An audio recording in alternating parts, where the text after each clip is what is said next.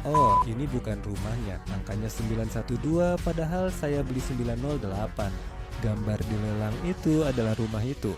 Saya pikir saya hanya membeli tanah ini, saya pikir saya hanya membeli sebidang tanah dan itu saja. Jadi video ini akan sedikit melompat-lompat karena hari ini sudah 9 bulan sejak saya membeli properti ini. Izinkan saya jelaskan, saya membeli properti dengan akta pajak. Jadi jika Anda tidak membayar pajak properti Anda cukup lama dalam jangka waktu yang cukup lama, pada akhirnya pemerintah daerah akan mengambil alih properti tersebut. Mereka mengambil alih properti tersebut. Nah, mereka bukan pelaku pasar properti, jadi mereka akan mencantumkan properti itu untuk dijual di lelang, sehingga properti itu dilelang. Saya membeli barang seperti ini dari lelang properti bersertifikat pajak, nanti akan saya tunjukkan. Sekarang yang terjadi adalah Anda tidak mendapatkan sertifikat hak milik yang bersih dan jelas, Anda mendapatkan sertifikat hak milik yang tenang. Seseorang sudah dihubungi soal tanah ini, tapi tidak pernah datang mengklaimnya. Jadi kita akan menawar seluruh bagian ini di klip berikutnya. Sekarang saya akan menjelaskannya kepada Anda sebentar lagi. Saya sedang belajar bagaimana sistem akta pajak bekerja dan dari situlah saya tahu apa itu penyelesaian hak milik dan saya akan menjelaskannya lebih lanjut sebentar lagi. Saya kira saya membeli rumah 2 kamar tidur, 2 kamar mandi, dan garasi 1 mobil yang bagus. Saya sudah melakukan riset, saya melihatnya di peta pajak, saya melihat foto-foto di lelang dan kami pikir kami membeli rumah ini. Di segmen berikutnya, saya akan membeli tanah di sebelahnya tanpa sengaja. Anda bisa melihat hasil lelangnya di situs web daerah. Saya membeli sebuah rumah seharga 60.400. Saya sudah membayar uang muka 3.000, artinya saya masih hutang 57.380 ditambah biaya materai. Total yang harus dibayar adalah 57.839. Sekarang saya harus memastikan bahwa sisa pembayaran ini dilunasi sebelum pemilik sebelumnya sampai di pengadilan lebih dulu dari saya supaya mereka tidak melunasi sisa pembayaran tersebut. Sebelum saya melakukannya, saya sudah di pengadilan. Saya memenangkan properti lelang beberapa jam lalu, sekarang jam 4, lelang tutup jam 5. Yang saya dengar adalah dalam lelang seperti ini, orang tersebut masih bisa menebus melunasi utangnya sampai akhir hari. Jika mereka masuk duluan, itu jadi milik mereka, jadi saya ingin masuk lebih dulu. Awalnya saya mau pergi besok pagi, tapi sekarang harus pergi sekarang. Saya di sini hari ini dan kita akan cari tahu apa saja yang sebenarnya dibutuhkan untuk membeli tempat ini. Saya punya cek 58.000 dan sudah bayar tunai 5.000, jadi kita akan cari tahu apa saja yang dibutuhkan. Saya pikir katanya dia akan memberikan akta kepemilikan kepada saya seperti hari ini langsung di tangan saya tidak tahu. Hei, sekali lagi uang tunai sudah dicek, cek kasir ini dia, terima kasih, beri kami beberapa catatan kecil. Saya akan pergi bekerja dengan kantor saya dan saya akan segera kembali 15 menit lagi. Saya resmi membeli rumah murah di Florida seharga 62.839,80. Saya punya rumah sendiri. Astaga, ayo lihat. Prosesnya hanya 15 menit, mereka buat akta untuk saya. Luar biasa. Sekarang saya tinggal masuk ke rumah. Saya benar-benar di pusat kota Stewart, Florida. Mari kita lihat jarak tempat ini dari pusat kota. Arahkan ke alamat. Baik, sudah tertulis di sini. Saya 9 menit jauhnya, 9 menit dari pusat kota seperti restoran dan kehidupan malam dan musik dan pantai dan berperahu. Semuanya 9 menit jauhnya. Sejauh ini semuanya baik-baik saja. Saya salah, saya memasukkan jalan bukan awan. Itu membuat perbedaan besar di Florida. Barat daya, barat laut, tenggara, semua itu akan membawa Anda ke arah yang benar-benar berbeda. 6 menit dari pusat kota. Anda akan melihat saya mengendarai Range Rover yang lumayan baru. Saya sebenarnya tidak ingin berhenti di depan rumah dengan Range Rover. Besok saya datang dengan RAM, parkir mobil di ujung jalan, lalu kita jalan-jalan dan lihat-lihat rumah ini. Karena daerahnya kurang bagus, begini rumahnya. Sebenarnya rumah ini terlihat bagus. Garasi atapnya baik, ada perubahan warna di pojok, taman cukup rimbun tapi tidak terlalu buruk. Mari kita periksa tempat sampah untuk melihat apakah ada sesuatu di dalamnya, tong sampahnya kosong. Itu tanda bagus kalau terkunci, itu juga tanda bagus kalau rumputnya tumbuh liar. Saya pikir tidak ada yang tinggal di sini. Kotak surat belum diambil, itu bagus. Ini bukan rumahnya, saya bermasalah. Nomornya 912, saya beli 908. Gambar di lelang adalah rumah itu. Saya pikir saya hanya membeli tanah kosong ini. Saya pikir saya hanya membeli sebidang tanah dan itu saja. Ya Tuhan, saya harus mencari tahu lebih banyak malam ini. Apa? Gambar itu tak mungkin rumah ini, hanya 1 kamar tidur dan mandi, tapi angkanya 912. Saya benar-benar bingung sekarang, 920, 912. Aduh, bisa jadi saya sudah menghabiskan 60.000 untuk sebidang tanah itu di sana. 2 jam kemudian, saya pergi ke gym untuk menenangkan pikiran karena saya benar-benar melakukan kesalahan. Waktu saya melihat kafling dan nomor peta, gambarnya menunjukkan rumah dengan lahan kosong tepat di sebelahnya. Berpikir positif, itu rumah, bukan lahannya. Ini pertama kalinya saya melakukan hal-hal seperti ini, jadi Anda bisa belajar dari kesalahan saya. Saya terus-menerus membuat kesalahan. Belajarlah dari kesalahan itu supaya Anda tidak melakukan kesalahan yang sama. Belajarlah dari pengalaman saya, bukan dari pengalaman Anda sendiri. Saya belum tahu apa yang saya lakukan. Baru kemarin belajar menawar rumah, jadi saya ke gym untuk menenangkan pikiran. Saya mencari tahu dulu sebelum masuk gym. Akhirnya saya membeli lahan. Saat pulang dari gym, saya menemukan dua tempat ini. Rumah-rumah modular ini, mereka sudah tidak membuat rumah mobil lagi seperti yang mereka buat di Florida tahun 70-an. Sekarang mereka membuat rumah-rumah seperti ini, rumah modular. Bentuk dan lahannya yang panjang membuat rumah panjang seperti ini sangat ideal. Dan kalau Anda sudah mengikuti saya cukup lama, Anda tahu saya juga membuat rumah kontainer. Ide sederhananya adalah menaruh rumah kontainer di atasnya dan melihat hasilnya dengan beberapa rumah kontainer. Jadi mungkin rumah kontainer, kita akan lihat apa yang bisa kita dapatkan izinnya. Saya akan bilang bahwa saya tidak mudah menyerah jika Anda melihat kegagalan rumah pertama yang pernah saya buat. Saya mengubahnya jadi hal positif dan tak ada yang menyangka saya bisa. Jika Anda yakin saya mampu, saya akan coba lagi, saya tidak mudah menyerah. Saya penasaran apakah ada buaya di luar sana. Kita akan menemukan solusinya, jadi di adegan berikutnya kita akan melakukannya. Sebenarnya, besok, saya akan mengecek properti langsung untuk memastikan listrik tersedia dan tidak ada masalah. Saya punya teman pembangun di New Hampshire, akan saya minta rekomendasi untuk hal-hal besar dan lebih baik kita cari solusinya. Saya berusaha untuk tetap positif. Anda tahu saya benar-benar sedang terpuruk sekarang. Keesokan harinya, ini hari berikutnya saya sudah tenang. Saya sudah banyak melakukan riset. Tadi malam saya merasa sedikit lebih baik. Saya benar-benar merasa seperti orang bodoh, seperti benar-benar malu kemarin, terhina benar-benar buruk. Setelah riset, menurut saya itu kesalahan jujur yang mungkin terulang. Saya ingin membahas beberapa hal. Ini 3 rumah dari sini sudah direnovasi total. Rumah ini telah direnovasi total dan dijual. Kita akan bahas beberapa angka sebentar lagi. Anda bisa lihat ini rumah 2 kamar tidur, 1 kamar mandi, renovasinya rapi. Baiklah. Ada rumah lain di seberang jalan yang juga cukup bagus, pagarnya rapi, air conditioner baru. Ada lahan kosong di sini juga. Saya ingin ke lahan saya sekarang setelah tenang melihat situasi di sana. Oke, kita punya lahan kosong lagi di sini. Dan benar-benar bodoh. Jelas tertulis 912, 2 kali tertulis 912 di situ di 2 tempat berbeda. Benar-benar konyol. Sekarang, yang saya temukan tentang properti ini adalah ukurannya besar, lahannya luas. Sebenarnya ada sebuah rumah di properti ini 5 tahun yang lalu tapi sudah hancur. Saya akan panggil tukang taman untuk merobohkan, membersihkan, lalu mempertimbangkan langkah selanjutnya. Saya sudah punya beberapa rencana. Saya cukup pandai memanfaatkan situasi buruk, jadi kita akan melakukan itu. Saya akan memanfaatkan situasi ini. Saya akan bersihkan dulu, lalu lihat keadaannya. Ini daerah berpenghasilan rendah, jadi kita akan buat hunian terjangkau, mungkin rumah subsidi atau rumah kontainer. Pengantar ideal untuk tinggal di rumah kontainer. Saya perlu mencari tahu lokasi sambungan saluran pembuangan dan air. Dan awalnya ada aliran listrik dari tiang ke rumah yang awalnya ada di sini. Langkah pertama, saya akan membayar seseorang untuk membersihkan agar kita bisa melihat kondisi tempat ini dengan jelas. Anda bisa lihat di sini, itulah jalan masuknya. Ini sambungan airnya di sini, seharusnya tidak terlalu sulit. Kita sudah punya air dan saluran pembuangan, tinggal butuh sambungan dari tiang listrik saja. Ini akan menarik di YouTube setidaknya. Adegan berikutnya, saya akan kembali ke laptop saya. Saya ingin menunjukkan apa yang saya temukan, saya sudah melakukan riset, dan saya ingin menunjukkan hal-hal positif dari daerah ini. Saya pandai melihat yang jelek lalu menemukan keindahan. Itulah yang harus saya lakukan. Ada beberapa hal baik di sini yang akan saya tunjukkan di klip berikutnya, seperti taman dan lapangan.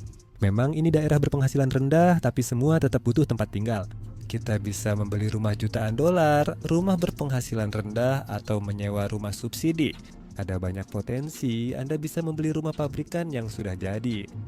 Anda akan melakukan semua ini bersama saya dengan biaya saya, pengeluaran saya, kesalahan saya. Anda dan saya akan belajar banyak di seri ini. 2 minggu kemudian ada pembaruan properti. Saya baru keluar dari gym. Suhu 87 derajat pukul 9.30 pagi. Jadi mandi ini, tapi ini panas, di sini panas, sulit bernapas. Tidak ada yang namanya mandi air dingin di Florida. Gym saya hanya 3 menit dari properti yang saya beli ini. Dalam 2 minggu terakhir, saya sudah keliling ke sana kemari mencari banyak jawaban. Dan saya harus bilang saya kagum dengan betapa membantu semua orang di sini. Semua orang di kota Stewart, mulai dari penilai pajak, petugas administrasi kota, inspektur bangunan, hingga departemen air dan limbah. Setiap orang telah memberikan saya jawaban dan arahan tanpa ragu sedikit pun. Mereka tidak merasa kesal, mereka tidak merasa frustrasi. Saya memberitahu mereka, ini pertama kalinya bagi saya. Saya minta maaf karena saya masih baru dalam hal ini dan mereka langsung saja mengarahkan saya dengan penuh simpati ke tempat yang saya inginkan. Saya mungkin akan membangun rumah kontainer di sini. Saya bertemu petugas inspeksi bangunan dan administrasi, lalu mencetak 30 halaman kode dan peraturan, kemudian dia menyoroti bagian yang relevan untuk saya. Dia butuh 15 menit di belakang kantor, saya sempat pikir dia lupa pada saya. Dia kembali membawa setumpuk kertas tebal menandai bagian yang harus saya baca. Sungguh tidak bisa dipercaya. Sampai sekarang memang begitu, saya jadi ngomong sendiri. Saya hanya ingin mengungkapkan apresiasi saya kepada kota Stewart karena memang luar biasa.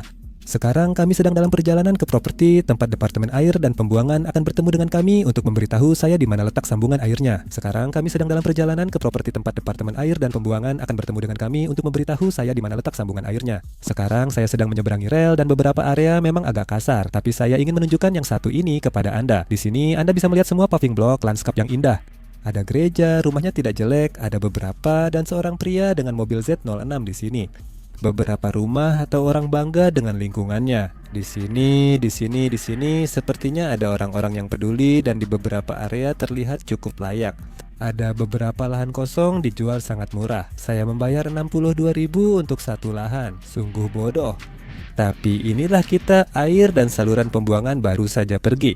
Mereka di sini bahkan tidak sampai 10 menit dan mereka benar-benar sekali lagi sangat membantu. Adam dan Bruce, terima kasih banyak. Sambungan air ini 1 meter di sini tapi belum ada meteran. Saya harus bayar untuk pasang meteran dan jika ingin rumah susun harus pasang meteran kedua. Bayar untuk pemasangannya, yang ini sudah siap, hanya perlu membayar untuk meterannya saja.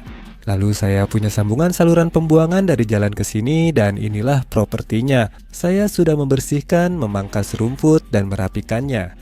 Jadi lebarnya itu 43,5 kaki, rumah kontainernya setinggi 40 kaki. Jadi saya perlu mencari batas mundur. Misalnya kalau batas mundurnya 1 kaki berarti saya seharusnya aman. Jika tidak, kontainernya mungkin terlalu lebar untuk ditempatkan di sini. Saya rasa saya tidak bisa meletakkannya melebar kecuali menghadap ke arah ini dan menghubungkan jalan masuk. Tapi inilah kondisi properti sekarang yang sudah dibersihkan dan cukup bagus. Kita masih bisa bertindak. Saya sudah keluarkan 63.000 untuk properti ini. Jujur saja, harga Land Rover baru yang saya beli sama, jadi saya membeli tanah seharga mobil. Saya kesini kemarin, saya naik sepeda dari sini ke pusat kota, ke balai kota, sampai ke tepi air. Semua restoran mewah itu hanya 5 menit naik sepeda. Lokasi ini luar biasa, rumah itu pasti milik orang bodoh. Saya benar-benar bodoh. Mereka akan membangun stasiun kereta cepat dari Miami ke Orlando yang bisa dijangkau dengan berjalan kaki dari sini. Seperti dalam beberapa tahun ke depan, 2 tahun lagi, semuanya sudah disetujui, jadi nilai daerah ini akan naik. Saya merasa bodoh karena tetap membeli tanah itu. Tidak semua rumah lelang memiliki sertifikat jelas, berbeda dengan beli rumah lewat agen properti yang pasti dapat sertifikat bersih. Mereka mencari sertifikat dan pengacara memeriksa rumah, jadi saat Anda membeli rumah, sertifikatnya sudah jelas. Saat membeli di lelang, bisa saja ada hak tanggungan dari kontraktor yang tidak dikenal, jadi Anda harus cek sertifikat sendiri untuk tahu riwayatnya. Jika membeli rumah dengan akta pajak, Anda tidak langsung mendapat sertifikat jelas dan harus mengajukan sendiri, tapi tidak bisa dilakukan sendiri. Sewa pengacara properti untuk mengurus sertifikat bersih. Mereka akan menghubungi pemilik sebelumnya. Jika tak ada yang mengklaim, Anda dapat sertifikat bersih. Jika ada, Anda harus menunggu 4 tahun sampai ada klaim. Jika mereka mengklaim miliknya, mereka harus mengganti biaya yang Anda bayarkan untuk mendapatkan propertinya kembali. Kami ingin mengajukan sertifikat kepemilikan sah setelah membeli properti ini lewat lelang. Sudah beberapa minggu berlalu. Sekarang saya punya 3 pilihan. Pertama, saya bisa menaruh rumah kontainer di atasnya, yang mungkin paling mudah. Saya sudah pergi ke balai kota dan mereka sudah menyetujuinya. Kedua, saya bisa membangun rumah dupleks di atasnya. Namun, saat ini kota sedang dalam masa moratorium. Mereka tidak mengizinkan izin untuk properti seperti ini karena kita berada di distrik restrukturisasi. Mereka ingin membangun ulang distrik ini, zona ini, jadi mereka tidak mengizinkan rumah dupleks. Saya ingin menunjukkan rencana yang ingin saya bangun di properti ini. Lihat, klub anak laki-laki dan perempuan ada di sini. Ada taman, ada sekolah menengah, semuanya bisa dijangkau dengan berjalan kaki dari properti ini. Sekarang, seperti yang bisa Anda katakan, saya tidak ingin menjelekkan suatu daerah. Setiap orang membutuhkan tempat tinggal, setiap orang butuh cara untuk hidup, tapi ini bukan daerah yang kaya. Tapi di ujung jalan saya ada kantor otoritas perumahan.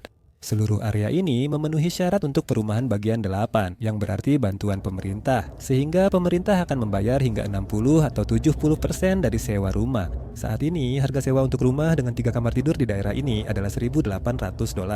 Jika saya bisa menjadikannya duplex 2 unit 3 kamar tidur, itu berarti 3.600 per bulan dari sewa.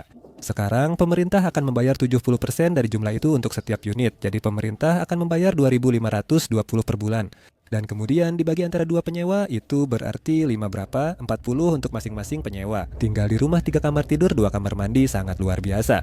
Dan saya mendapatkan penghasilan yang dijamin dari pemerintah. Jadi itulah yang saya pertimbangkan. Saya punya 3 pilihan dan akan menunjukkan rumah susun yang ingin saya bangun. Tanah-tanah ini sangat panjang dan sangat sempit. Jadi mereka punya persyaratan khusus untuk jarak bebas 5 kaki dari setiap sisi, yang membuatnya sangat sulit untuk menemukan rumah susun yang sesuai. Sekarang, yang ini di sini seperti itu, panjang dan sempit dan akan sangat cocok. Unit sewa menggunakan blok beton dengan jendela tahan benturan. Dan seperti yang bisa Anda lihat, kita baru saja berkendara kurang dari 1 menit. Ada lapangan bisbol, sepak bola, dan basket di daerah ini. Saya di balai kota dan baru dapat rencana pembangunan. Jadi semua batas mundur sudah disetujui, yang akan saya jelaskan sebentar lagi tentang apa yang ingin saya bangun. Duplex yang saya inginkan sebenarnya diizinkan di komunitas saya sampai 2 minggu yang lalu. Biar saya jelaskan. Kota sedang merestrukturisasi dan mengembangkan area itu kembali. Mereka hanya mengizinkan rumah untuk 1 keluarga, atau setidaknya mereka berusaha hanya mengizinkan rumah untuk 1 keluarga. Menurut saya, 300.000 untuk rumah 3 kamar tidur 1 keluarga di area itu tidak sepadan.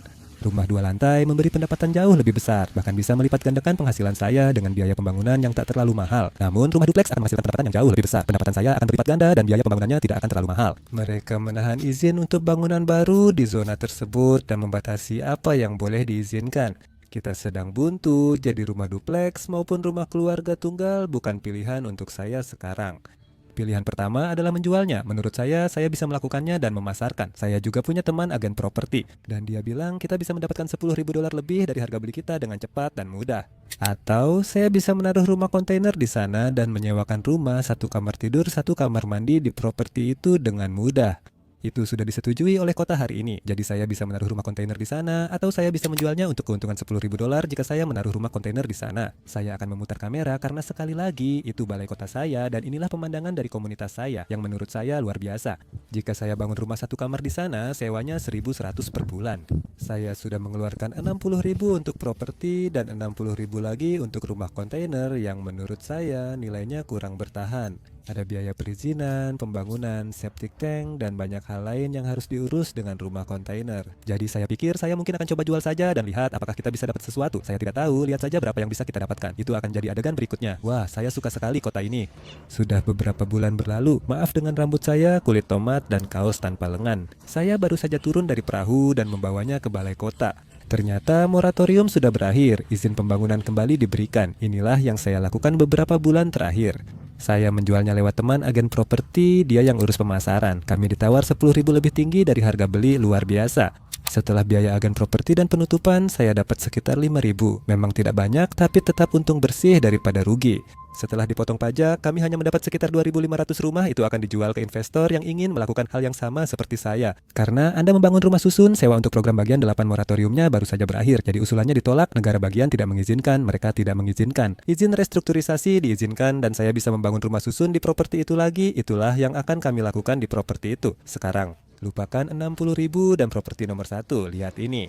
Inilah alasan saya tinggal di sini, tapi lupakan 60.000 di properti itu dan rumah susunnya. Saya belajar banyak dalam 9 bulan terakhir. Saya belajar bagaimana sistem lelang bekerja, saya belajar bagaimana balai kota bekerja, saya belajar bagaimana pengadilan bekerja yang sudah saya kunjungi belasan kali. Saya telah menghubungi para agen properti, lembaga pengurusan sertifikat tanah, dan pengacara properti, dan saya memiliki pengacara properti yang sangat-sangat hebat. Properti itu membantu saya membeli properti tepi air baru yang terdaftar seharga 15 juta dan sudah kami bayar. Saya tidak akan memberitahu Anda, itu akan jadi video lain. Namun ada beberapa kekurangan. Pertama, dia tidak mau pergi. Kedua, saya harus ke pengadilan selama berbulan-bulan. Ketiga, saya membayar ribuan dan ribuan dolar agar dia bisa tinggal di sana secara gratis. Dan keempat, dia tetap tidak mau pindah. Jadi, saya harus meminta petugas kepolisian untuk mengusirnya, dan itu menyedihkan.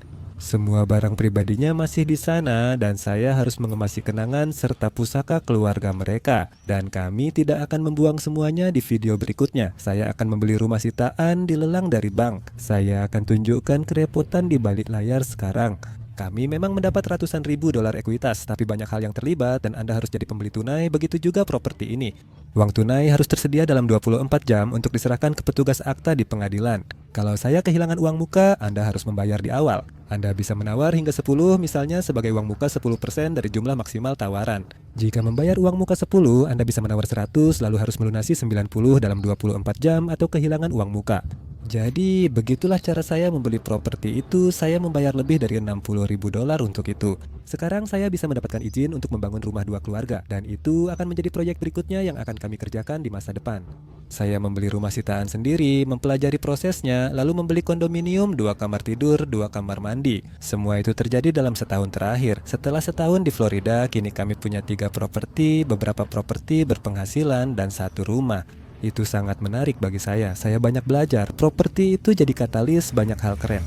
Kami masih punya properti di New Hampshire yang kami sewakan sejujurnya. Dealer mobil selalu baik, tapi properti lebih baik. Itu 2 hal yang kami lakukan di Florida selama setahun di sini. Semoga video ini bermanfaat, menghibur, dan mendidik.